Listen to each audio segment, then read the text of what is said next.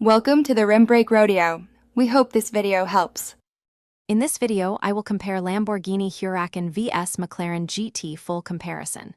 Pay attention to key metrics and driving impressions as I guide you through acceleration, handling, comfort, and interior quality. Listen for real-world ownership notes like fuel use, maintenance expectations, and cabin practicality. This overview prepares you to judge which car fits your priorities, whether you favor performance thrills or refined touring comfort. We start with performance so you know what to expect from each engine, transmission, and chassis setup when you open the throttle.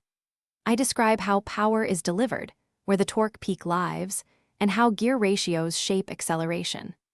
I also explain suspension tuning trade-offs between ride comfort and cornering grip, and how tires and brakes change lap times and everyday stopping distances for practical decisions. If you're enjoying this comparison, please hit subscribe and like, it really helps. Quick recommendation: I've been using those leak-proof meal prep containers shown earlier. They make post-track snacks and fuel stops way neater. Check the description for the link and other deals so you can grab a set if you want. Thanks for the support, and now let's get back to the video. Now let's look at design and comfort, because looks and livability influence ownership satisfaction beyond straight-line speed.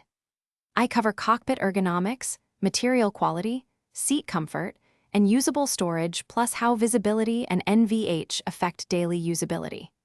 You'll hear about cabin layout differences and how design choices impact passenger comfort on long trips, making it easier to weigh emotion versus practicality when choosing between these two distinct machines. Thanks for watching. Consider subscribing if we helped you.